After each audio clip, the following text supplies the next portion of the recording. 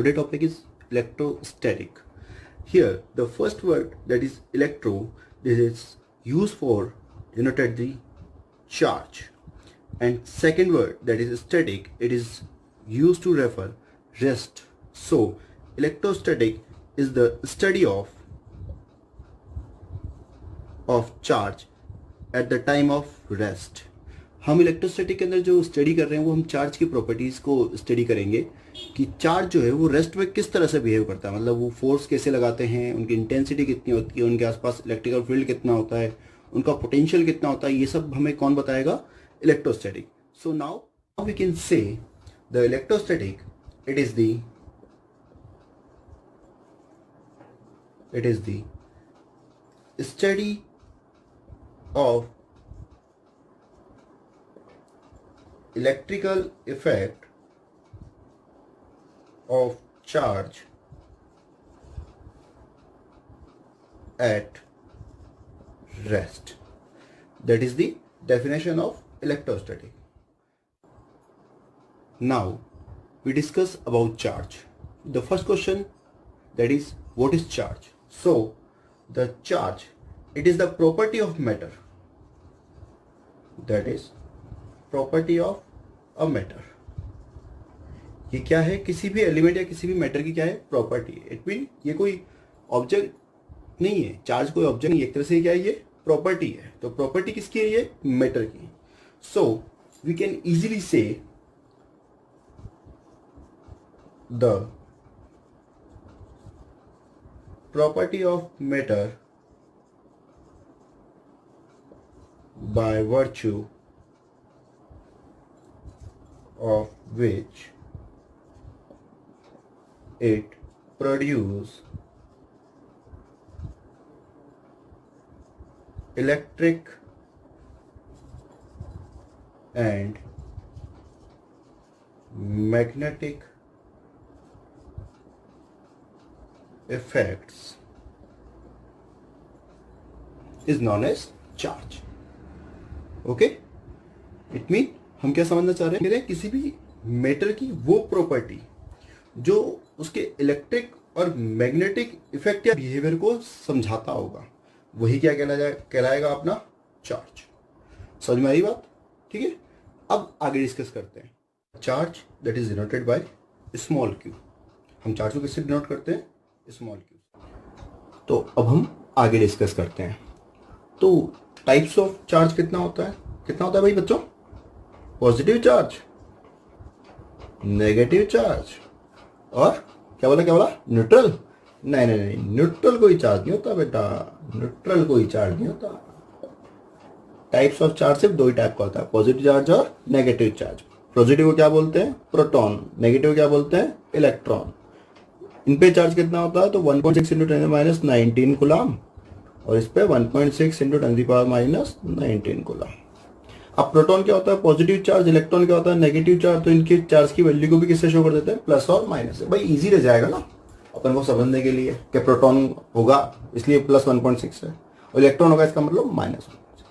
तो ये sir neutral क्या होता है? न्यूट्रल क्या होता है सर? जीरो चार्ज क्या हो जाता है सर? ये भी तो नाम सुने हुए. फिर बेसिकली क्या है?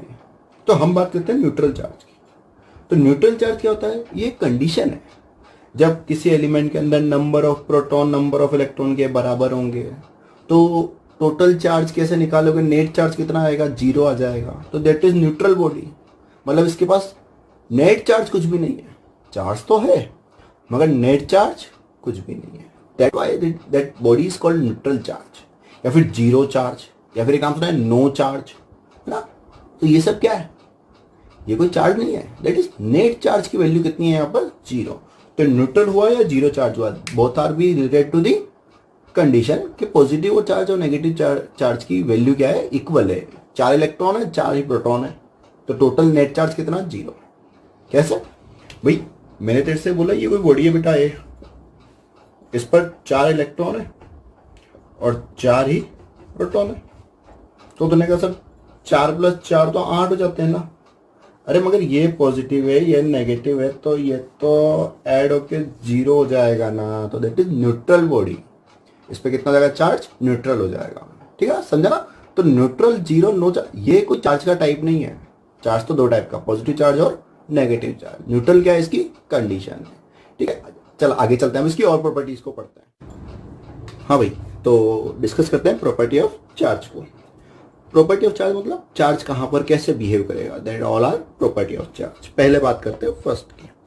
तो जो लाइक चार्जेस होंगे, कौन से charges, like charges. Sir like charges कौन से, अरे भाई इलेक्ट्रॉन इलेक्ट्रॉन हो गया, प्रोटॉन प्रोटॉन हो गया, ये सब क्या हो जाएंगे, लाइक चार्जेस, एक जैसे चार्जेस।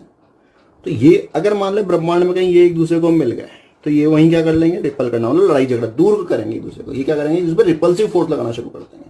मगर मान ले अनलाइक चार्जेस कहीं मिल गए ब्रह्मांड में, अनलाइक चार्जेस मतलब, अनलाइक चार्जेस मतलब इलेक्ट्रॉन प्रोटॉन को मिल गया या प्रोटॉन इलेक्ट्रॉन को मिल गया, बात तो एक ही वैसे। तो ये क्या करेंगे, एक दूसरे को देखकर अट्रैक्ट करना शुरू कर देंगे, ये अट्रैक्शन टाइप का फोर्स लगाएंगे। ये कौन सा टाइप का फोर्स लगाते हैं, अट्रैक्शन टाइप का फोर्स। ये क्या कर देंगे, रिपल्शन टाइप का फोर्स लगाना शुरू कर देगा एक दूसरे पे। इसका मतलब यहां पर तो क्या हो जाएंगे, एलिमेंट दूर दूर जाएंगे, यहां पर क्या होंगे, दूर दूर जाएंगे, दूर दूर। यहां क्या हो जाएंगे, जैसे एक दूसरे को देखेंगे पास आ जाएंगे, पास पास आ जाएंगे। तो यहां पे क्या हो रहा है, लड़ाई झगड़ा, यहां क्या हो रहा है, प्यार मोहब्बत। तो ये क्या हो जाएगी इसकी प्रॉपर्टीज, कब, जब लाइक चार्जेस और अनलाइक चार्जेस एक दूसरे के पास आते हैं। समझ में आई बात, आगे चले। नेक्स्ट प्रॉपर्टी पढ़ते हैं, conservation of charge. Conservation of charge, भाई कंजर्वेशन नाम सुना है ना, तो अब हम पढ़ेंगे इसको चार्ज के लिए। भाई कंजर्वेशन के लिए अगर हम बात करें तो कंजर्वेशन ऑफ चार्ज क्या बताता है, बताता है एल्जेब्रिक सम जो होगा, द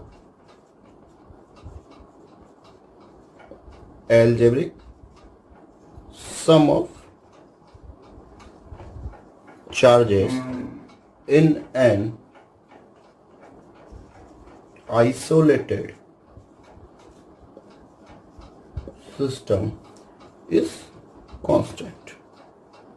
भाई किसी भी आइसोलेटेड सिस्टम के अंदर जो चार्ज होगा वो क्या होगा, हमेशा उसका एल्जेब्रिक सम क्या होगा, कांस्टेंट। भाई पढ़ा है ना अपन ने, charge neither be created nor be destroy, just transform one metal to another metal. तो वही वाला कंसेप्ट है अपना, एल्जेब्रिक सम क्या होगा चार्ज का, ऑलवेज कांस्टेंट। नेक्स्ट प्रॉपर्टी क्या है, तो charge is a scalar quantity. समझ मेरी बात, चार्ज की कोई डायरेक्शन नहीं होगी, चार्ज से क्या क्या नहीं होगी, डायरेक्शन नहीं होगी। जैसे हम बोल रहे हैं यहाँ पे इलेक्ट्रॉन है, प्रोटॉन है, तो इलेक्ट्रॉन क्या है, नेगेटिव नेचर है इसका, पॉजिटिव प्रोटॉन का क्या है, नेचर है। समझ में आई बात, तो ये नेगेटिव और पॉजिटिव जो है वो डायरेक्शन के लिए नहीं शो किए जा रहे हैं। समझ में आई बात। नेक्स्ट प्रॉपर्टी की बात करते हैं। Now next property is quantization of charge. The charge on any body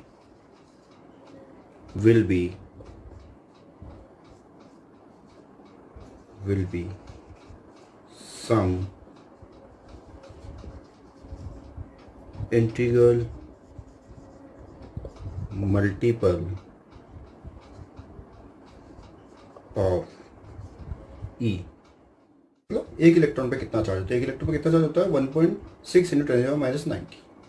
तो इंटीग्रल मल्टीपल होगा, इसका मतलब जैसे 2, 4, 5, 6 एक फिक्स वैल्यू होगी, अवेलेबल क्या होगा, एक फिक्स वैल्यू। जैसे इलेक्ट्रॉन की अगर मैं बात करूं तो आपने किसी को 3 इलेक्ट्रॉन दिए होंगे, 4 इलेक्ट्रॉन दिए होंगे, 5 इलेक्ट्रॉन दे दिए होंगे, 50 इलेक्ट्रॉन दे दिए होंगे, मगर E/2 इलेक्ट्रॉन नहीं दे सकते, E/5 इलेक्ट्रॉन नहीं दे सकते आप। तो इस तरह के चार्ज जो होंगे वो वैलिड नहीं होंगे, जबकि ये क्या होंगे, वैलिड होंगे। भाई जैसे सिंपल एग्जाम्पल लिया अपन ने, मैंने आपको बोला कि एक क्लास में कितने बच्चे होंगे, तो कितने बच्चे हो सकते हैं, 10 हो सकते हैं, 15 हो सकते हैं, 50 हो सकते हैं, 500 हो सकते हैं। भाई 11.5 बच्चे थोड़ी ना हो सकते हैं, 11.5 बच्चे नहीं हो सकते, 50.5 बच्चे भी नहीं हो सकते, 50.15 भी नहीं हो सकते। तो ये सब क्या है, तो क्वांटाइजेशन ऑफ चार्ज से हम क्या समझ सकते हैं कि अगर किसी बॉडी पे टोटल चार्ज Q है तो हम Q को कैसे फाइंड आउट कर सकते हैं, ±NE। यहाँ पर Q क्या है, टोटल चार्ज, E क्या है, चार्ज ऑन 1 इलेक्ट्रॉन, और n क्या है, नंबर ऑफ इलेक्ट्रॉन या प्रोटॉन जो कि गिवन है, मतलब कितने इलेक्ट्रॉन या कितने प्रोटॉन उस बॉडी के ऊपर प्रेजेंट होंगे। तो हम इस तरह से क्या कर सकते हैं, किसी भी बॉडी के ऊपर टोटल चार्ज कितना होगा और टोटल चार्ज दिया। Now next property, the charge is non relativistic particle. Non relativistic particle या रिलेटिविस्टिक पार्टिकल कौन से होते हैं? तो रिलेटिविस्टिक पार्टिकल वो पार्टिकल्स होते हैं बेटा जो स्पीड ऑफ लाइट से मूव करते हैं। समझ में आई बात? तो नॉन रिलेटिविस्टिक पार्टिकल कौन से हो जाएंगे? वो पार्टिकल जो स्पीड ऑफ लाइट से मूव नहीं करते। मगर इसमें इंपॉर्टेंट चीज क्या है, इनकी जो स्पीड होगी, जो वेलोसिटी इनकी होगी, वो स्पीड ऑफ लाइट से बहुत ज्यादा कम होगी। समझ में आ रही बात? That are non relativistic particle. तो इसका क्या फर्क पड़ेगा? तो हम कह सकते हैं the charge is non relativistic particle that is a charge remains same whether body is at rest or in motion। क्या फर्क पड़ा? तो हम कह रहे हैं जैसे कोई बॉडी है, किसी बॉडी के ऊपर कुछ चार्ज है, तो अब वो बॉडी चाहे रेस्ट में हो चाहे मोशन में हो, चार्ज की वैल्यू पे कोई फर्क नहीं पड़ेगा। ऐसा नहीं है किसी बॉडी के ऊपर जब वो रेस्ट में थी तो 5 कूलाम चार्ज था और हमने उसे मूव करना शुरू कर दिया तो वो बढ़ के 10 कूलाम हो जाएगा। नहीं, ऐसा नहीं होगा। वो अब भी कितना ही होगा, 5 कूलाम। समझ में आई बात? ठीक है। अब नेक्स्ट प्रॉपर्टी की बात करते हैं। अब नेक्स्ट बात करते हैं चार्ज मास रिलेशन की। चार्ज मास रिलेशन क्या बोलता है कि बेटा जैसे कोई चार्ज है, इलेक्ट्रॉन या प्रोटॉन कुछ भी है, तो अगर आप इसके बारे में बात कर रहे हो तो आपको इस चार्ज का मास भी कंसीडर करना पड़ेगा। इसका कुछ ना कुछ मास भी होता है। समझ में आ रही बात? मगर कोई बॉडी है जिसका कुछ ना कुछ मास है तो जरूर नहीं है इसके ऊपर चार्ज भी होगा। आप किसी ऑब्जेक्ट का अगर मास चेंज कर रहे हैं तो जरूरी नहीं है उसमें चार्ज की वैल्यू भी चेंज होगी। समझ में आ रही बात? जैसे मान लो एक एग्जाम्पल लिया मैंने, कोई बॉडी ए थी और एक बॉडी बी थी। मैंने किसी ना किसी तरीके से ए से कुछ चार्ज बी पर भेज दिया, तो जो चार्ज गए होंगे, जो यहाँ इलेक्ट्रॉन आए होंगे, उनकी वजह से इसके कुछ ना कुछ मास में भी क्या हो गया होगा, चेंजेस हो गया होगा। इसके मास में कुछ ना कुछ आंशिक रूप से थोड़ी सी क्या हुई होगी, चेंजेस हुआ होगा, तो वृद्धि हो गई होगी। इसके मास में थोड़ी सी क्या हो गई, कमी। समझ में आ रही है बात? बहुत कम होता है ये परिवर्तन, जो ये आवेश के आने या जाने की वजह से जो मास में परिवर्तन होता है, चार्ज के आने या जाने की वजह से, ये क्या होता है, बहुत कम होता है। मगर क्या होता है, फिर भी होता तो है। मगर मैं अगर ये कह दूं कि कोई बॉडी ए थी, आप इसको 2 हिस्सों में तोड़ दो,